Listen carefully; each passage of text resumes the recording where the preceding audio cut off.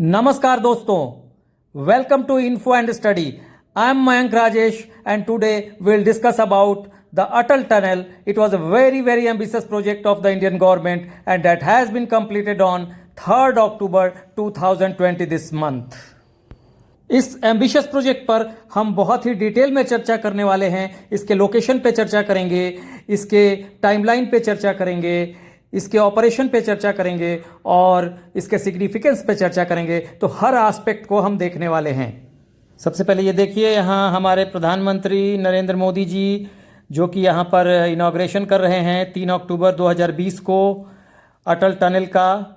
और उसके बाद ये इनॉग्रेशन के बाद की जो तस्वीरें हैं, अब हम एक इनसाइड व्यू भी ले लेते हैं। देखिए, ये इनसाइड व्यू है टनल का और यहाँ देखिए ये इनसाइड व्यू है और यहाँ कुछ लिखा हुआ है।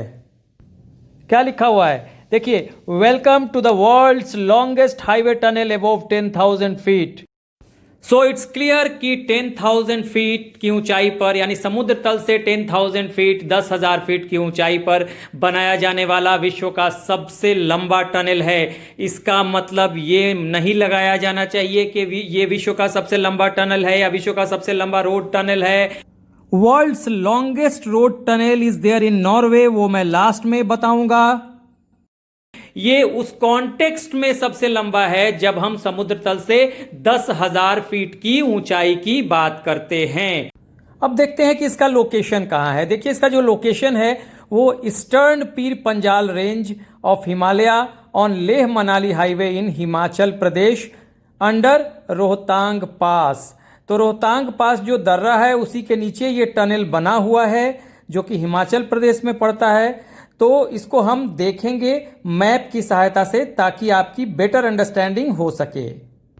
देखिए, ये है इंडिया का मैप और ये रहा हिमाचल प्रदेश और ये पड़ता है हिमालय के ईस्टर्न पीर पंजाल रेंज में। तो यहाँ है पीर पंजाल रेंज और इसके ईस्टर्न पार्ट में पड़ेगा हिमाचल प्रदेश। देखिए, ये हिमाचल प्रदेश ईस्टर्न पार्ट में पीर पंजाल रेंज के, और यहीं पे रोहतांग पास के ठीक नीचे अटल टनल का कंस्ट्रक्शन किया गया है। तो मेरे ख्याल से आपको मैप वाइज अंडरस्टैंडिंग हो गई अटल टनल के लोकेशन की। और अब बात कर लेते हैं टाइमलाइन की। सबसे पहले अटल बिहारी वाजपेयी ने 3 जून 2000 को प्रधानमंत्री की हैसियत से इस प्रोजेक्ट को अनाउंस किया था, लेकिन फाउंडेशन स्टोन डाला सोनिया गांधी ने in a capacity of chairperson National Advisory Council और दिन था 28 जून 2010। लेकिन जब सोनिया गांधी ने ये फाउंडेशन स्टोन डाला था तो उस समय इस टनल का नाम रोहतांग टनल था। बाद में 2019 में प्रधानमंत्री मोदी ने इसका नाम अटल टनल कर दिया। अब आपके मन में एक सवाल उठ रहा होगा कि ये नेशनल एडवाइजरी काउंसिल क्या है, क्योंकि सोनिया गांधी ने नेशनल एडवाइजरी काउंसिल के चेयरपर्सन की हैसियत से ही ये फाउंडेशन स्टोन डाला था। तो आप इसको समझ लीजिए कि जब यूपीए की सरकार थी 2010 में, उस समय मनमोहन सिंह प्रधानमंत्री हुआ करते थे, तो यूपीए ने नेशनल एडवाइजरी काउंसिल कॉन्स्टिट्यूट किया था जो कि एडवाइस करती थी प्रधानमंत्री को, पीएम को, और सोनिया गांधी उसकी चेयरपर्सन हुआ करती थी। तो सोनिया गांधी ने फाउंडेशन स्टोन डाला 28 जून 2010 को और उसके बाद पीएम नरेंद्र मोदी ने 3 अक्टूबर 2020 को इसका इनॉग्रेशन किया अटल टनल का। बहुत ही एम्बिशियस प्रोजेक्ट भारत सरकार का। और इस प्रोजेक्ट की कुल लागत यानी टोटल कॉस्ट जो है वो है ₹3200 करोड़, 3200 करोड़ रुपए। ये टनल मनाली और लद्दाख के बीच के डिस्टेंस को कम कर देगी। कैसे करेगी, आइए इस मैप से समझते हैं। देखिए, ये टनल जो है अटल टनल, ये रेड लाइन जो है यही अटल टनल है और इसके एक तरफ साउथ पोर्टल है, दूसरी तरफ नॉर्थ पोर्टल है। साउथ पोर्टल को मान लीजिए मनाली का टर्मिनल है और नॉर्थ पोर्टल जो है वो लेह है जो कि लद्दाख में पड़ेगा, उसका टर्मिनल है।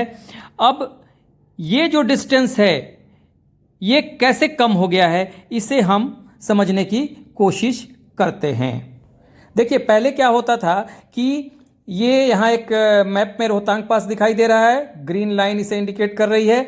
और यही रोहतांग पास जो है पहले साउथ पोर्टल से नॉर्थ पोर्टल जाने के लिए यही रास्ता जो है इस्तेमाल किया जाता था, इसी के थ्रू होके नॉर्थ पोर्टल पहुंचा जाता था। आज सीधे आप साउथ पोर्टल से नॉर्थ पोर्टल डायरेक्ट सीधे पहुंच सकते हैं, लेकिन पहले रोहतांग पास का इस्तेमाल किया जाता था। कैसे, ये देखिए इस मैप में।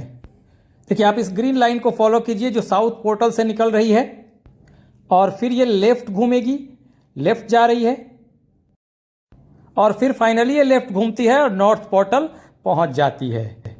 लेकिन आज हमें ये रोहतांग पास वाला जो रास्ता है इसे क्रॉस नहीं करना, हमें सीधे रेड लाइन के लॉन्ग साउथ पोर्टल से नॉर्थ पोर्टल पहुंच जाना है। बिल्कुल वैसे ही जैसे ये ब्लू लाइन साउथ पोर्टल से निकलकर नॉर्थ पोर्टल पे पहुंच रही है। यानी कि रोहतांग पास को बाईपास करने के बाद ये रूट बहुत ही शॉर्ट हो जाता है और इसका लेंथ हो जाता है 9.02 किलोमीटर का, यानी कि टनल की लंबाई है 9.02 किलोमीटर, जो मनाली और लेह के बीच 46 किलोमीटर के डिस्टेंस को रिड्यूस करती है। तो देखिए कितना फायदा है इस टनल का। Now we come to the operation of the tunnel. तो इसका जो मेन ऑपरेशन है टनल का वो बीआरओ देखती है, यानी बॉर्डर रोड ऑर्गेनाइजेशन या सीमा सड़क संगठन। बीआरओ बेसिकली भारतीय सीमाओं में सड़कों का निर्माण और रख रखाव करता है। यह डिफेंस मिनिस्ट्री के तहत काम करता है, रक्षा मंत्रालय के तहत, और इसके जो ऑफिसर्स होते हैं उनका जो सिलेक्शन होता है वो यूपीएससी के थ्रू होता है। और ये जो ऑपरेट करती है बीआरओ, ये भूटान, भारत, तजिकिस्तान, म्यांमार और अफगानिस्तान आदि देशों में। बीआरओ के अलावा कुछ फॉरेन कंपनीज भी जो हैं वो इस ऑपरेशन का हिस्सा है, जैसे कि siemens. Siemens is a German company providing technology for automation of the tunnel across the various process including lighting.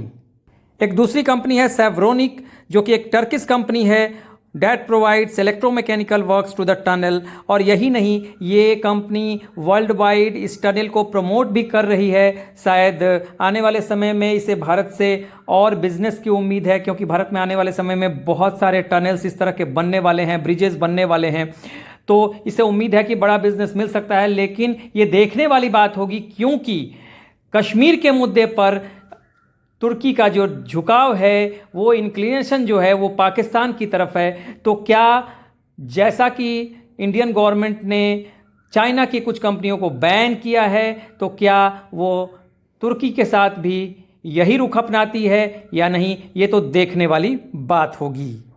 बढ़ते हैं सिग्निफिकेंस की तरफ। तो पहला significance, all year connectivity. This tunnel is the first step towards all year connectivity to Ladakh.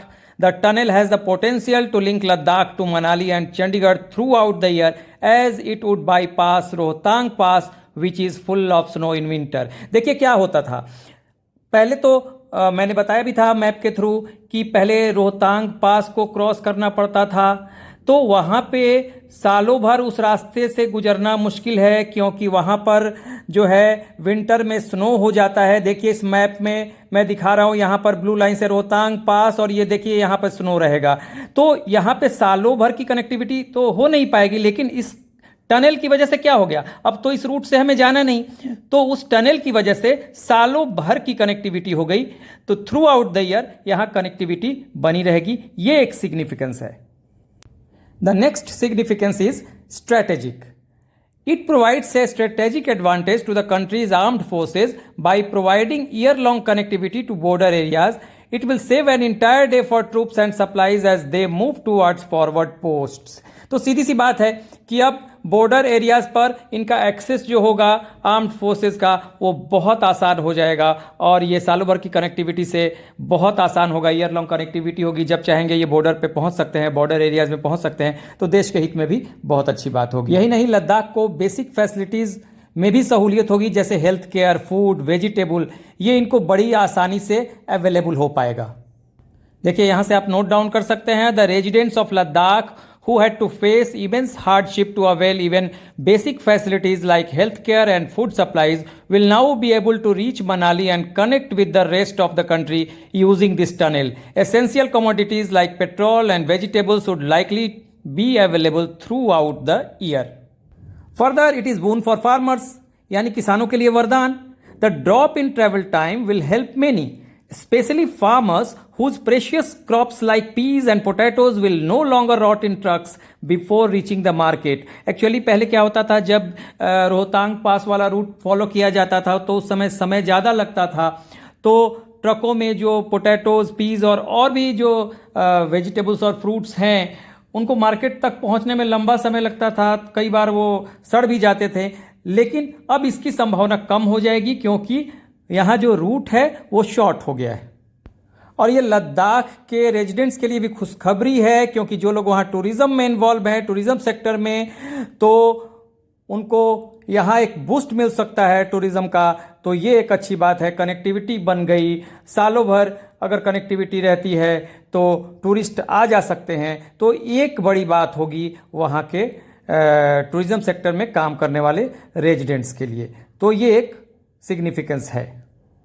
और video के अंत में हम वर्ल्ड के 3 लॉन्गेस्ट रोड टनल्स की बात कर लेते हैं. तो पहला लैडरल है जो कि 24.51 किलोमीटर है. लैडरल ऑरलैंड नॉर्वे में है ये. और इसके बाद जो दूसरा है वो है जापान के टोक्यो में यामाटे टनल, जिसकी लंबाई है 18.20 किलोमीटर. और तीसरे नंबर का जो टनल है वो है चाइना के शैंगशी में, और इसका नाम है जोंगनानशान, और इसकी लंबाई है 18.04 किलोमीटर. तो उम्मीद है आपको वीडियो पसंद आई होगी. Do like, share and subscribe. Have a great day.